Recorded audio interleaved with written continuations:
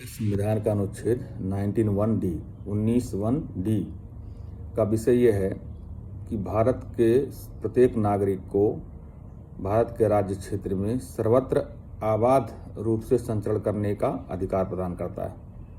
आबाद रूप से संचरण का मतलब है बिना रोक टोक के संचरण करने का अधिकार।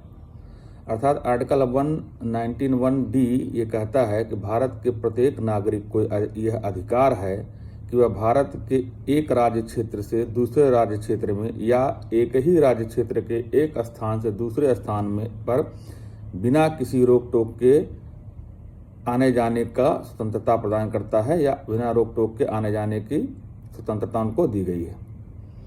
ध्यान रखिएगा, इसमें भारत के नागरिक शब्द का इस्तेमाल किया गया। इसका मतलब यह है कि आर्टिकल 19 या आर्टिकल 19(1)डी का स्वतंत्रता का अधिकार सिर्फ भारतीय नागरिकों को प्रदान किया गया है, विदेशी नागरिकों को नहीं। अर्थात विदेशी नागरिकों को निर्बाध रूप से संचरण करने की स्वतंत्रता भारत में प्राप्त नहीं है। लेकिन आर्टिकल 19(1)डी की स्वतंत्रता को निर्बाध रूप से संचरण करने की स्वतंत्रता को संसद के द्वारा विधि बना करके उस पर युक्त प्रतिबंध आरोपित किए जा सकते हैं। संसद किस आधार पर 19(1)डी के अधिकारों पर युक्त प्रतिबंध आरोपित करेगा, इसको लेकर के संविधान में आर्टिकल 19(5) में बात की गई है।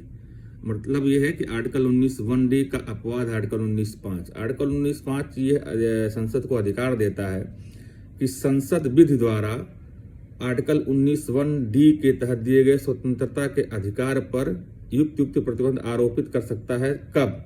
जब वह साधारण जनता के हितों की रक्षा से संबंधित हो और अनुसूचित जनजातियों के हितों की रक्षा से संबंधित हो।